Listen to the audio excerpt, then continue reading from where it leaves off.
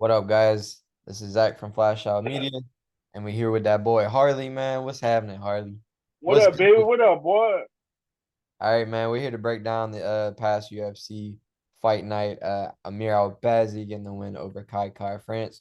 What a lot of people are saying a lot of things about this fight, and we'll get all into it. But we're gonna start off with the first fight of the night. Philipe Lins taking on Maxime Grishin, gets it done, gets the decision victory. This is one of the fights that I did not catch, so I'm gonna let my boy Harley break this one down for you. Yeah, man. Before we get into to recapping the fight, on the prediction pod, we came on here and said, look, it's not the biggest card as far as names go. You know, free fight night cards. If you can watch it, and we told you guys like they got some sleepers on there as far as bangers. And man, from the fights that I didn't get to watch the whole card, but from the fights that I watched, man, they delivered to me. So um, if you didn't get to watch it and you have a chance, you have the ESPN app, go back and watch this card, man. You're not gonna be disappointed. Really fun card to watch, really, from top to bottom. With that being said, we're gonna jump right into the first fight. Felipe Lins taking on Maxime Grisham. Um, I had Felipe Lins getting the victory in my in our prediction pod, and he came through for me. I figured it'd have been a competitive fight, a fight that could have went either way. Um, yeah, and the biggest difference in this fight was Felipe Lins really being able to really he was busy on the feet. He landed the more solid combination. I just felt like he was busier as well. His corner was really like imploring him to get the takedown and close the distance, which he was able to do that as well and win most of the grappling exchanges as well. Um, so yeah, he was able to mix in some wrestling and get a few takedowns and have some control time along the fence. When they got along the fence and got into those exchanges, he was actually winning those for the majority of the time. Um, I don't think with the way the fight was going, I don't think he needed that. I think he could have outstruck Grisham for most of the fight, but hey, his corner wanted him to slow the fight down and slow the pace down. He was able to do that, kind of just keep Grisham at bay by holding him against the cage, getting a couple of takedowns. And like I said, when he needed to, he outstruck him and landed the better combinations as well. So really solid win for Felipe Lins, man. I'm looking forward to seeing him again soon. Your boy's on the 3 fight win streak, man. You see him doing something in the 205 division? Man, I'm not I'm not gonna say like title contender or nothing like that yet, but man, he's on a three like you said a 3 fight win streak. He's a good striker. And he's shown all as well. Look, it wasn't the cleanest takedowns. It was, but man, he really. I thought Grisham would have had the advantage as far as on the ground and being able to get the takedowns. And really, um, Felipe Lins, like I said, he was leading the dance when it came to that. So he also showed that look, he's got more. He's not just a one trick pony. He can lean on some wrestling and grappling if he needs to. And like I said, I like his hands. He's in his more natural weight class now, and I think he's got a good bit of tread left on the tires, man. I think he can rip off some wins and make it interesting for sure. No doubt. So some PFL vets going at it, man. Shout out to your boy Jake Paul as well. Next up we had Yeah. Damon Blackshear getting the TKO of Roman Lacerda, another one that Harley called. Did in this fight, like Damon Blackshear kind of showed that he was more well-rounded in the striking department and in the wrestling. We talk about it all the time. Like you can't just go for subs off your back. You gotta try to get up.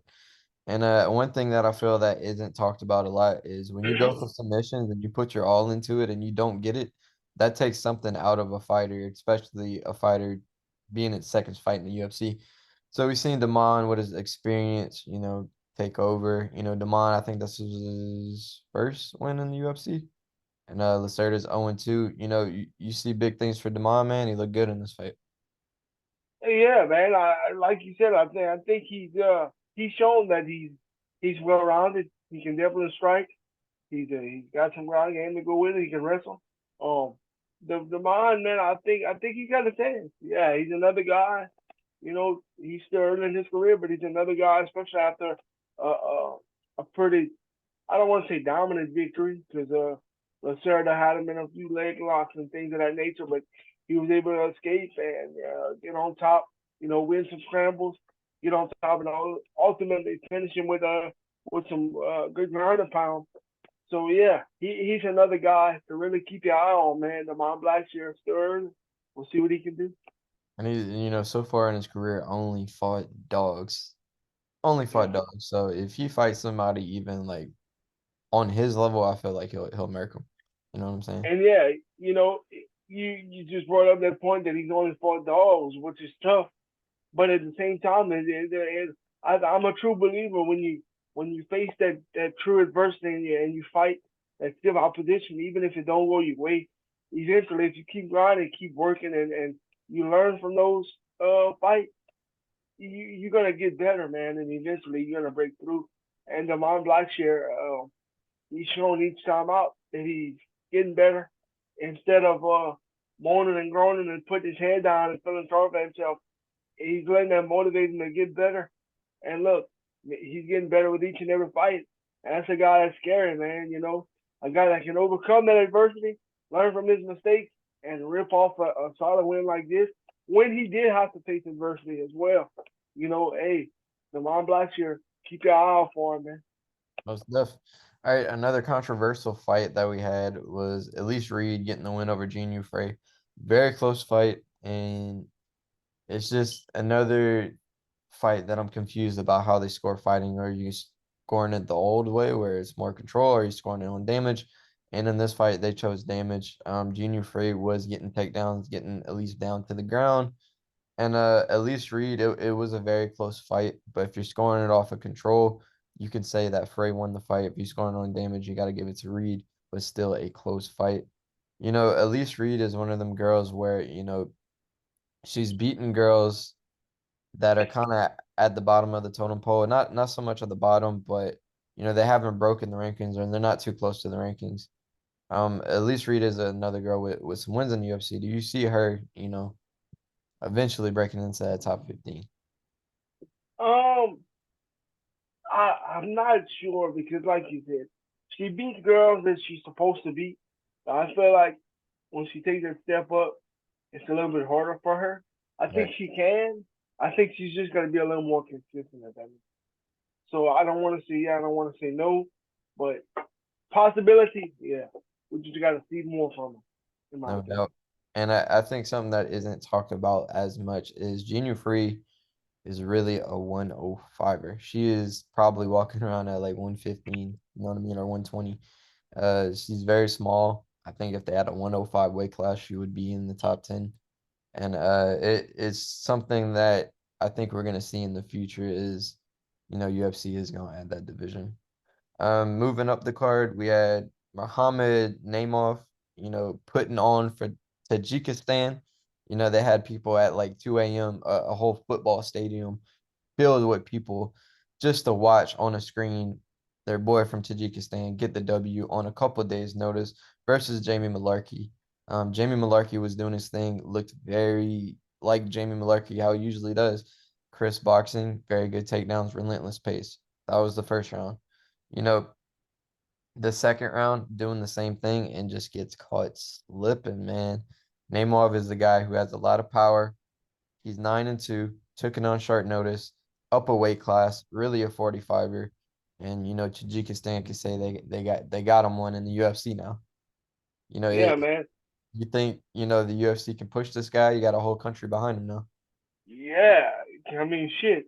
And to go not just to get a stoppage win when he faced adversity, but to do it in a different weight class against a guy like Jamie Mullarkey who's been on a tear. You mentioned that already, and to I didn't get to watch that. Did he stop him?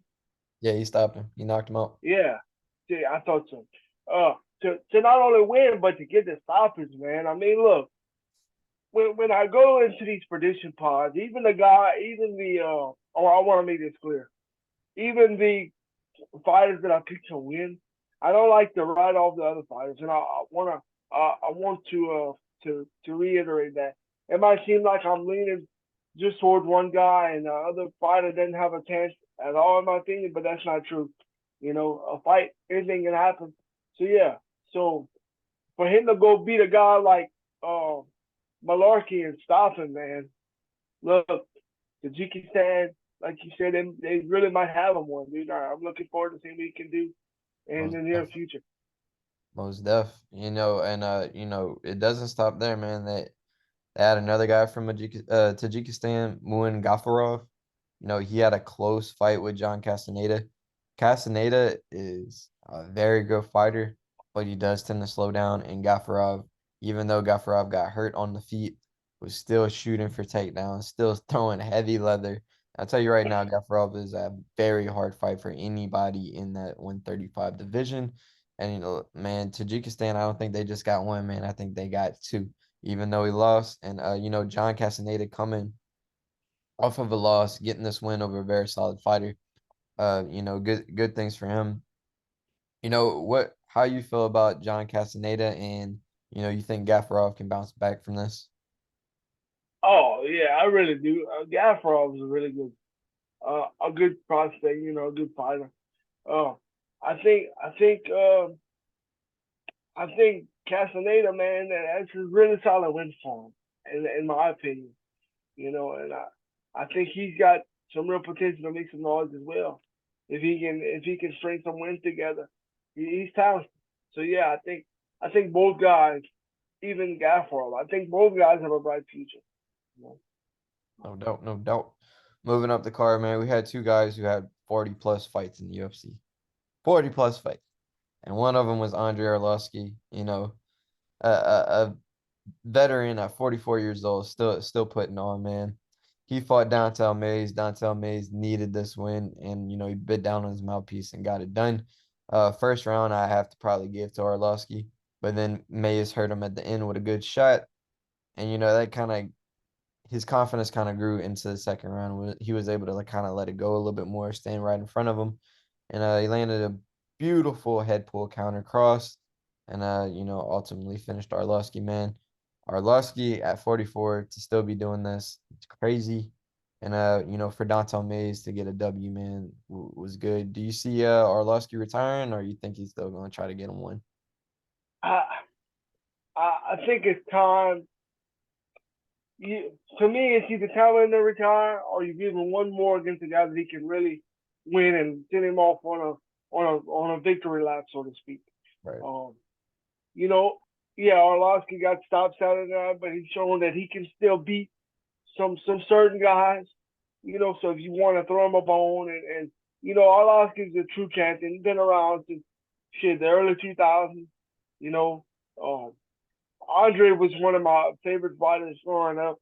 Um, I grew up watching UFC in early to mid 2000s. And Andre was one of those guys that I always enjoyed to watch. The Pitbull, man. Shout out to the Pitbull. So yeah, it's either he's done or if he wants to go one more, you give him a guy that he can beat. Hopefully they do. Don't do him like he did like Frankie Edgar or anything like that. And, you Yeah, know, please don't do um, it. yeah. So he's either done or you give him one more, in my opinion, to send him off on a victory lap.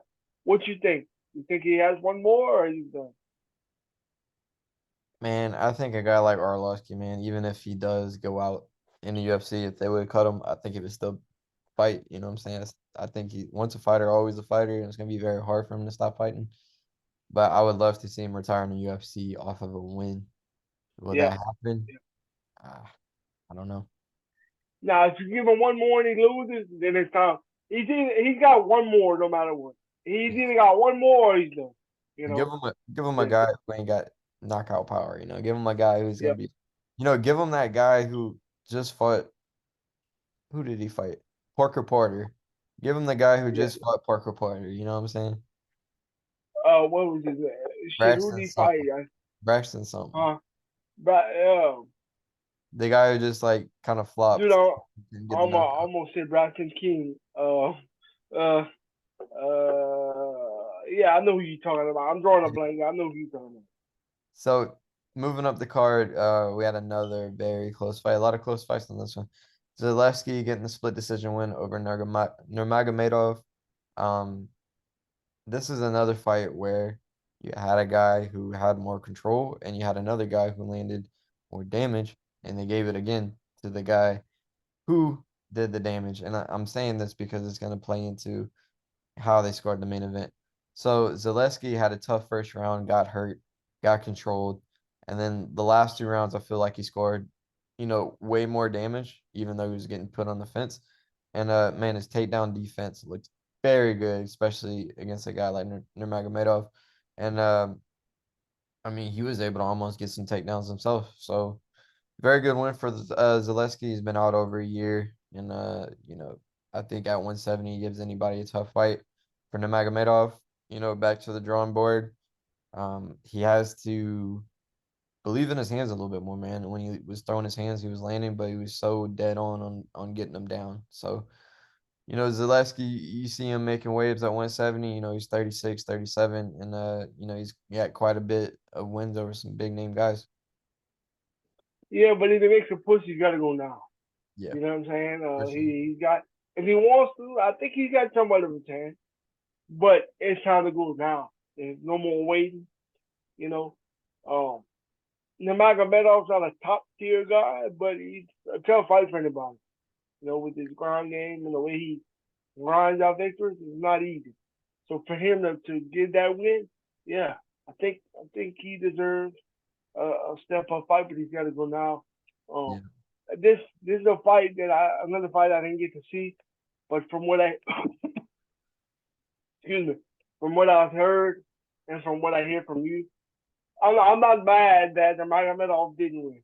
I wish he won because I picked him. But I just want to say this, and I'm not saying this because my guy didn't win. I'm just being serious. I'm being, you know, um, the judges need to be more clear on what they're looking for on scoring a fight. Some Right. judges like damage, some judges like control, and that's fine. I don't care.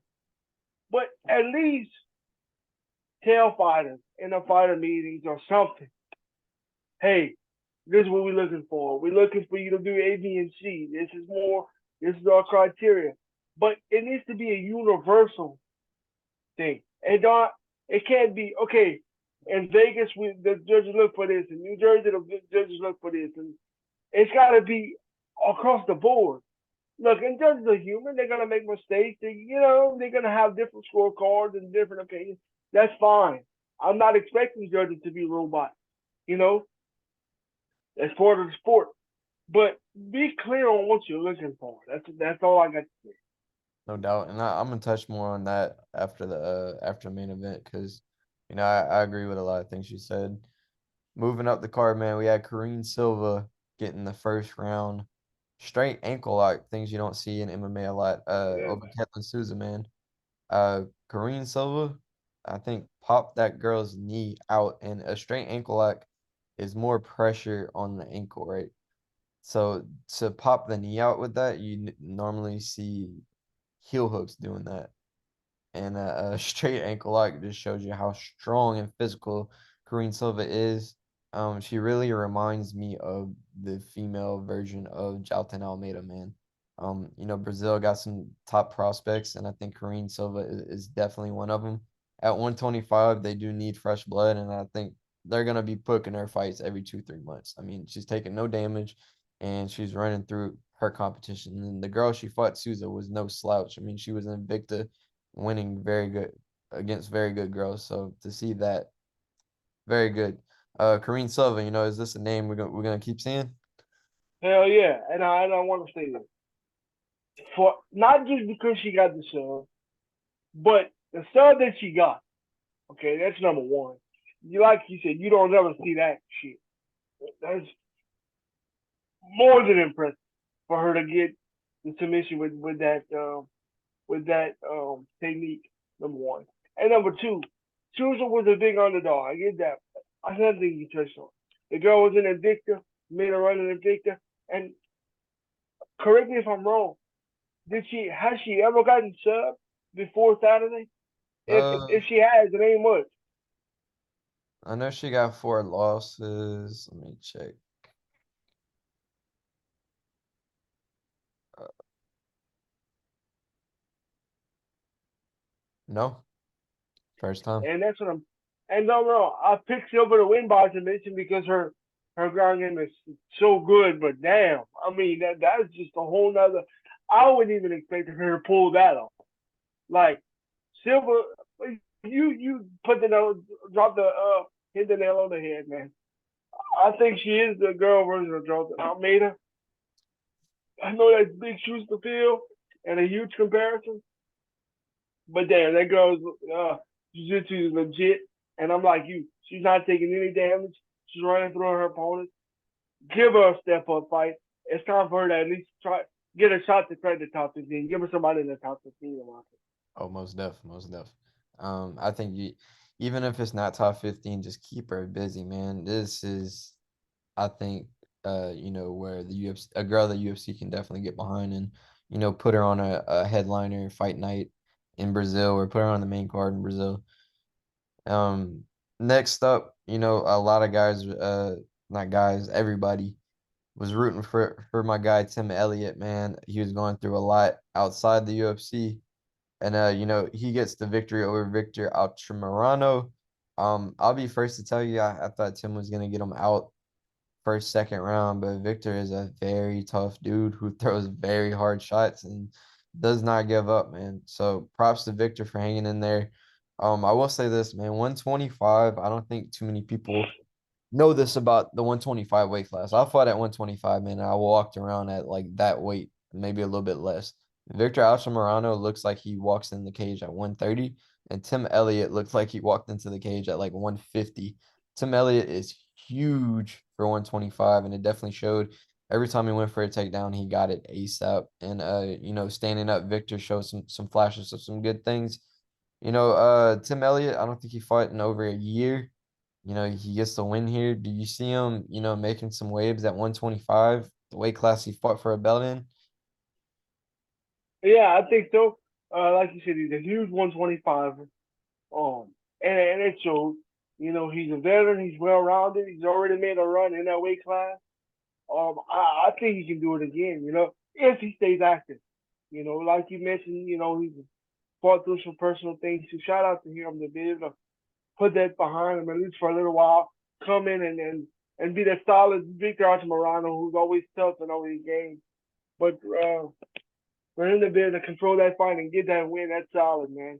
Coming off a year layoff. So yeah, if he can stay active and try to, I don't want to dismiss his personal life, but clear the cobweb, so to speak. If he can Yeah. do that, yeah, I think he's got a chance to make a run. Really do. He's well rounded. He's tough. He's durable. He's a vet. He's done it before, so he knows what it takes. I think he can. Do you? Oh yeah, I mean at 125 you got two clear-cut guys who could fight for the title. You got Brandon Roybal and you have Amir Albazi, and I think Tim Elliott can hang with those guys, man. Do I think he could beat Moreno? I don't know, but can he get a title shot? I think so. I think he got one more run in his career for sure. Yeah, I agree. I agree. And keep in mind, man, he was on the same season as Moreno and won the whole thing. So that's something to think about. Moving up the card, man, we talked about having two guys with 40 plus UFC fights. And another one of them was Jim Miller. And before we get to breaking this fight down, man, a big shout out to Jesse Butler for taking this fight on 2 days' notice, up a weight class. I don't even know if he had a fight scheduled, but it takes big nuts to fight a guy up a weight class who already has 40 UFC fights. You know what I'm saying? Hell yeah, So absolutely. big shout out to Jesse, man. We're definitely gonna see him in the UFC get another crack at it. Jim Miller gets the knockout. Do you see Jim Miller? This is his plan. I heard him say this in an interview. He wants to fight at UFC 300 and wants to hang it up after that because he fought at UFC 100, fought at UFC 200, and he wants to fight at UFC 300. We're on currently, I want to say, what, 289 coming up? Hmm. So he would probably be fighting. in a year and a half, 2 years from now. Do you see this being an achievable goal of Jim Miller? Yeah, I think he can. Yeah, dude, Jim, yeah, Jim, not on my own. By the time undefeated, and he's not, he's getting up there in age and stuff. But hey, Jim still got some scrap in him, man. I think if anybody can do it, Jim Miller can. You Right. know? And I mean, even his last fight, he's fighting young, hungry guys. I mean, he fought Alexander Hernandez his last fight. Um, I mean, Jim Miller is just a definition of a man. Like the dude is just I don't know, bro. He's different, man, for sure. And hey, win, lose, or draw. Every time Jim Miller steps in the damn cage, it ain't gonna be a boring fight. I can promise you that. I Now, mean, he did I say, mean, he doesn't want to fight young prospects anymore. He wants to fight guys with names, guys who've been in the UFC for a while. Could you see Jim Miller going up to 170? Because he did say that in his post-fight interview that he doesn't mind jumping up to 170. yeah, especially that like I mentioned, he's getting up there in age, so weight cuts. I don't know if weight cuts are an issue for him. I don't know. I'm not saying they are, but that might be a little easier for him. Not have to cut as much weight. At this age and time in his career. So yeah, and especially if he wants to. I mean, what are they gonna tell him? No. I Right. mean, I don't think they would really argue with him. He's Nope. done so much for the company and done so much in his career. I don't see why they wouldn't let him go up to 170. Absolutely. And like the dude will take on anybody anywhere. And I Yep. think that's why they were able to get him an opponent on 2 days' notice. Most guys, they just would have pushed him back to the next card or, hey, just keep training, we'll find you something. But no, Jim Yeah. Miller, when Jim you wants to fight. right, when you scratch the UFC's back, they scratch back every now and then. So co-main event action, for sure, fight of the night. Did Um, they give this fight of the night? Please tell me they did. I ain't even got to check. I know they did, bro. There ain't no way they didn't. They Oh, definitely this got. was crap. Oh my goodness, this was a fight. So, we had Alex Caceres taking on Daniel Pineda, man. And at first, man, it wasn't looking too good for Pineda. Bruce Leroy was hurting him to the body with kicks, letting his hands go, getting dominant positions. And man, when you got a dog, you got a dog, bro. And Pineda is a dog, bro. Was They literally both waving off are. the bro, was literally waving off the ref when he would get hurt to the body and be like, nah, I'm good, I'm good. And then throw a fucking right hand and just back Bruce Leroy up, man. Oh, he's clipping. Oh yeah, Oh he's yeah. clipping. Like that was the whole fight. Pineda would scramble, throw spinning back fist, throw crazy shit, and get Bruce Leroy on the ground and was able to get some pretty good positions. And Alex Caceres is so goddamn good, bro. And he's so like he looks skinny but got so much power behind his kicks and his punches. And I can't say enough good things about both guys, man. That was a damn good fight.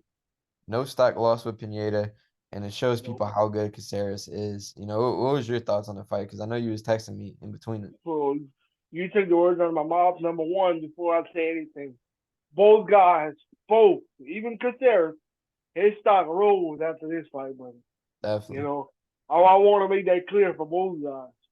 And as far as my thoughts on the fight, I mean, damn good fight. You know, you talk about Caceres having that. I mean, you know, you, Pineda. both guys got that dog in them, man. Um, and it was good to see Bruce Leroy. I want to say this from a technical standpoint. Bruce Leroy was hitting him with strikes, touching.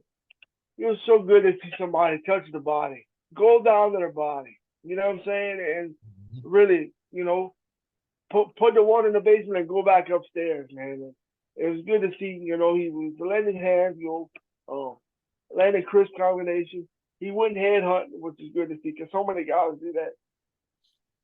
They just like to headhunt nowadays. But Bruce Leroy was mixing up on the feet. Um, you know, after the first round, Bruce Leroy dropped the second. Had it even going into round three, and I told you, hey, whoever wins this third round can win the fight. They were both gassed. They were both, spending a lot of energy. And uh, Bruce Leroy took control of the third round. Third round ultimately got the victory. But damn, that was a hell of a fight, man. And both guys definitely deserve that bonus. Definitely. Definitely. I ain't even got to check. I know they got paid some extra 50 G's in their bank account for that one. Moving up to the main event, a lot of controversies behind this one. Amir Albazi taking on Kai France, and we talked about how do judges score fights, and we had two fights on this card where they scored damage over control. If I'm watching a Albazi fight Kai France, and if I scored on damage, I have to give the fight to Kai France. If I'm scoring it on control, I have to give it to Albazi. So the I don't get what the judges are Yeah. sticking. You know what I'm saying? If it's control, man, you got to give Albazi the fight. You got to give Jinh Frey the fight, and you got to give what was the other fight? There was one other one, but it's just confusing to me how are they scoring these fights? Because clearly, if you're going off damage, France landed more shots. Albazi might have landed shots that made Kai move a little bit more, so maybe you can take that to effect. But if you're scoring on control, I definitely gave Albazi the first. I gave him the third, and I gave him the fourth, and I gave round 2 and 5 to Kai. But if you're scoring it off damage, then it gets a little tricky to where, round one, I know he landed a lot of shots. He just started off late. So I might give the first round to Amir, second round's Kai, third round that Renika chokes in, so you got to give it Albazi. Fourth round and fifth round, if it's damage, you got to give it to Kai, don't you think?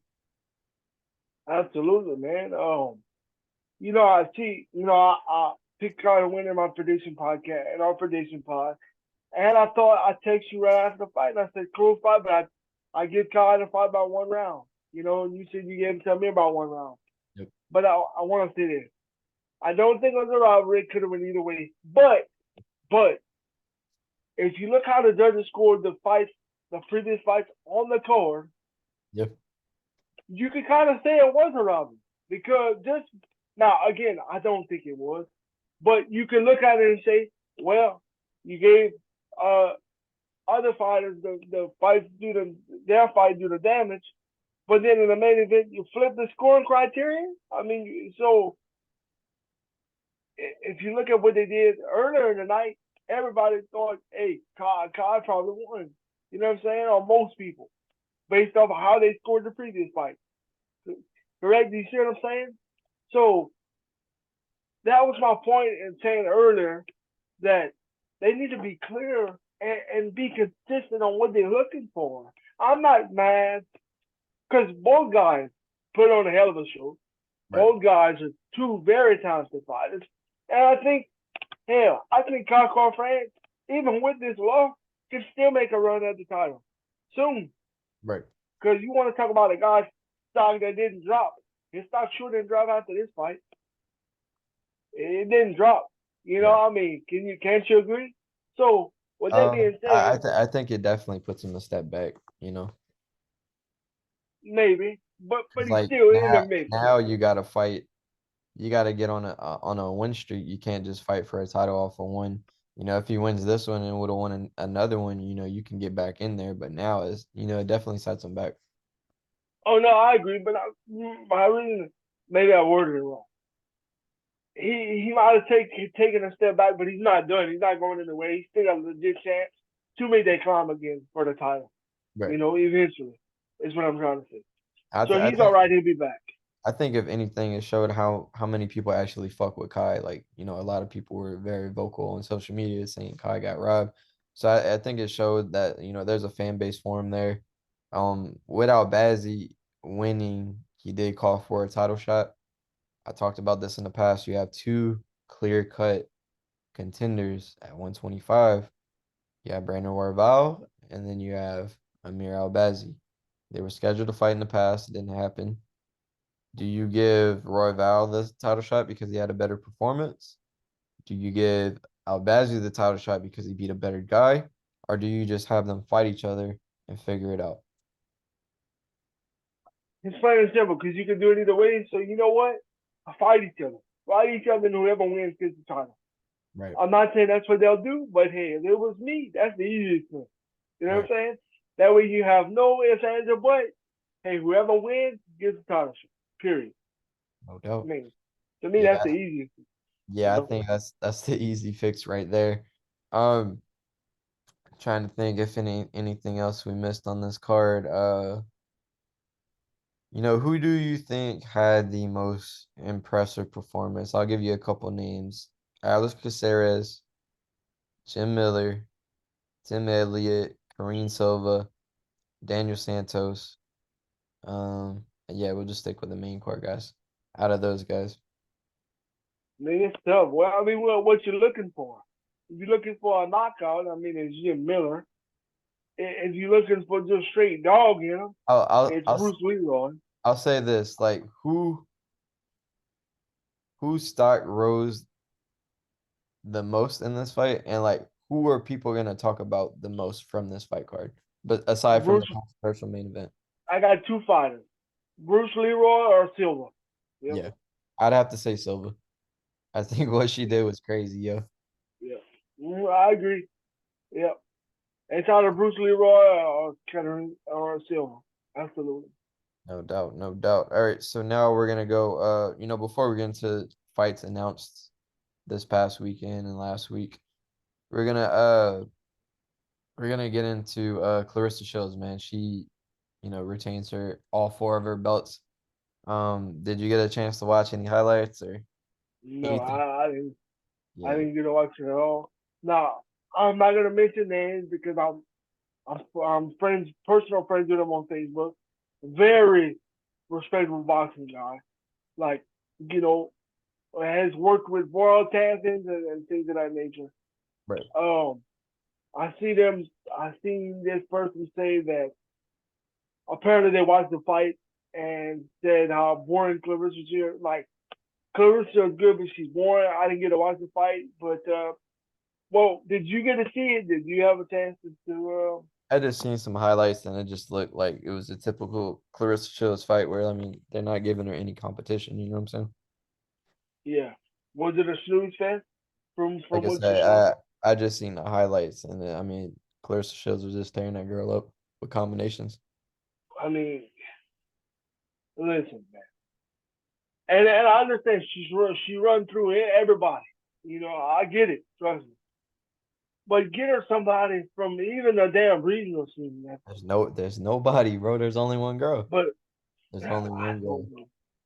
But I could give you a name. I don't want to say this on a podcast, I got but you.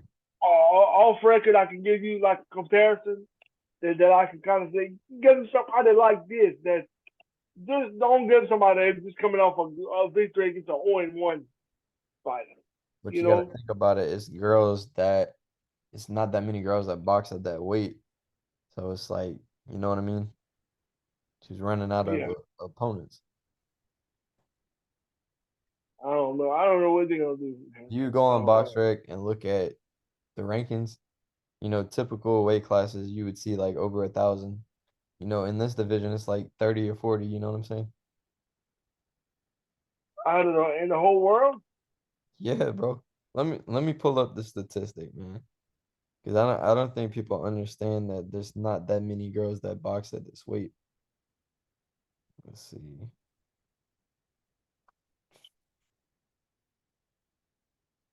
Larissa Shields. All right, in the whole world, at her weight division, she is a middleweight. There's only 35 girls that box. 35 eh, professional. never mind then. That's what I'm saying, bro. There's not that many. Okay, so I didn't even know that. I just thought because I mean, you get read between the lines.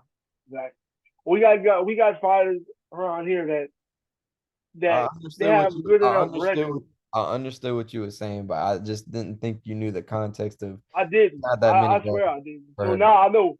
I understand now. I mean, that yeah. Okay, well, that's all you had to say. I get it now. All right, moving on to fights announced because there really ain't much to talk about. There ain't nobody fair to fight, you know what I'm saying? Um, Yeah. let's She see. probably would MMA name. So fight MMA fighters. Yeah. We got Saeed Nurmagomedov taking on Kyler Phillips. That's been added to the August 5th. Um, we have Terrence McKitty versus Nassim Sadikov. UFC Vegas 77. Um, no, Tajir Ulanbekov taking on Jake Hadley for August 5th, UFC Nashville. Um, Trevin Giles versus Gabriel Bonfim added to the July 29th 291 card. That's a good fight. Um, we have Benoit Saint Denis taking on Ismael Bonfim. Very good fight. And that's on UFC Vegas 76, July 1st. We have Joanne Wood taking on Priscilla Cachoeira, July 29th, UFC 291 card. Let's see.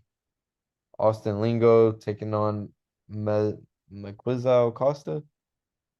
Um, Matthew Simmonsberger taking on Johan Linus, UFC 291 card. Roman Kopylov taking on Claudio Ribera, UFC 291. Very good fight. Alexander Romanov taking on Blagov Ivanov, July 1st.